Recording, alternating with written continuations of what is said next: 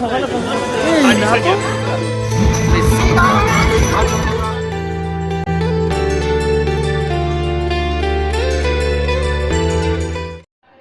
বন্ধুরা, আমাদের চ্যানেলে আবার স্বাগত।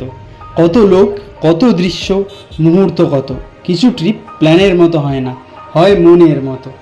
লামাহাটা থেকে দার্জিলিং ঢুকতে ঢুকতে হয়ে গেল সন্ধে। তারপর আমরা লাঞ্চ করে নিয়ে গেছিলাম কুম্পা রেস্টুরেন্টে খেতে, কিন্তু সেখানে এত ভিড় আর খাওয়ার সুযোগ পেলাম না। শেষ পর্যন্ত সন্ধ্যাবেলা একটু মোমো খেয়ে শপিংয়ে বেরিয়ে পড়লাম। শপিং করে ফিরতে ফিরতেই হয়ে গেল রাত।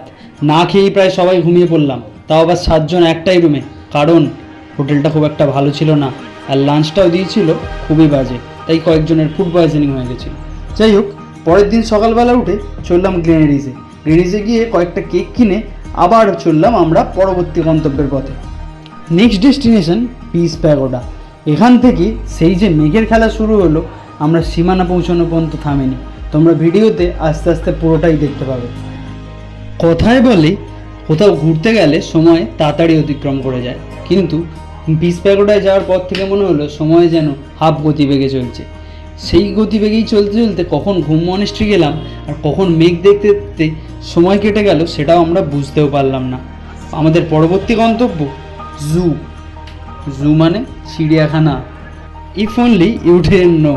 তবে আমরা আজকে সেই হোটেলে ব্রেকফাস্ট করার সাহস পাইনি, সেই জন্য আজকে ব্রেকফাস্টটা বাইরেই সারার কথা ছিল। আলু পরোটাও ম্যাগি সহযোগে দুর্দান্ত একটা ব্রেকফাস্ট হলো। এবার যাই জু এর মধ্যে।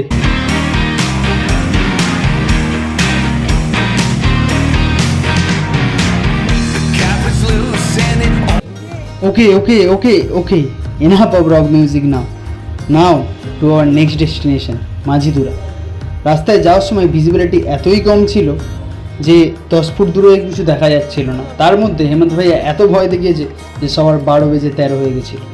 But at last we reached our next destination Majhidura, mini Pahalgam of Bengal. Let's go. Transition coming in 3, 2, 1।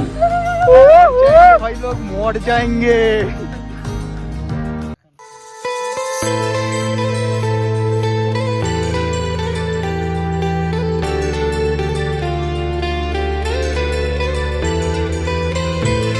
কমেন্টে জানিও if the transition was good. এরপর আমরা চলে এলাম আমাদের পরবর্তী থাকার জায়গায়, টাক্সটান হোমস্টেটা আমাদের এক্সপেকটেশনের চেয়ে বেশি ভালো বেরিয়েছিল, স্পেশালি আফটার দার্জিলিং। সেখানে সন্ধ্যাবেলা মোমো সহযোগে টিফিন করে মনটা খুব ফুরফুরে হয়ে গেল। তারপর সবাই মিলে এক রুমে অনেকক্ষণ গল্প আড্ডা করে ডিনারের সময় হয়ে গেল। Dinner is done now, let's go to sleep guys, good night.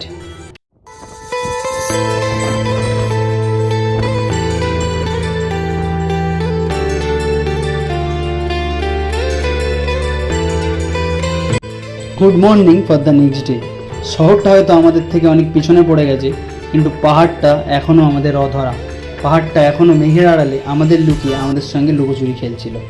সকালবেলা উঠে আমরা এই দৃশ্য দেখে ভোরবেলা মুগ্ধ, অভূতপূর্ব, আর হয়তো কত বিশেষণ ইউজ করা যায় সেও আমি জানি না। পাহাড়ে আমি আগেও এসেছি, ম্যাডামের এটা প্রথমবার। এখানে এসে এই দৃশ্য দেখতে যাবো স্বপ্নেও কল্পনা করিনি। কিছু মুহূর্ত হয়তো কল্পনাতেও ভাবা যায় না আর ক্যামেরাতেও ধরা যায় না।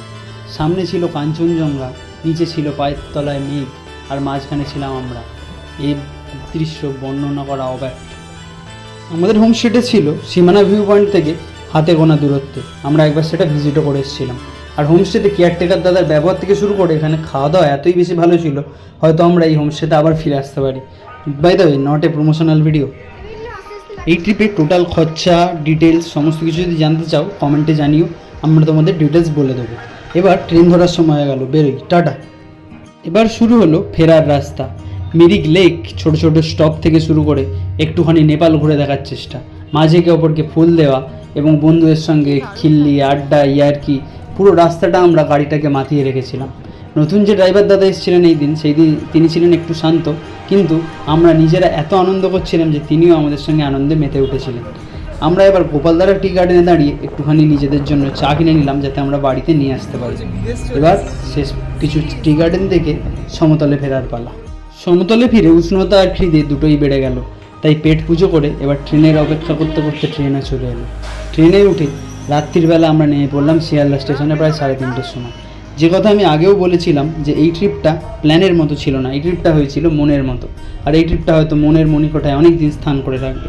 যাই হোক, ভিডিওটা এই পর্যন্ত দেখে থাকলে সাবস্ক্রাইব করে দিও। Thank you, tata.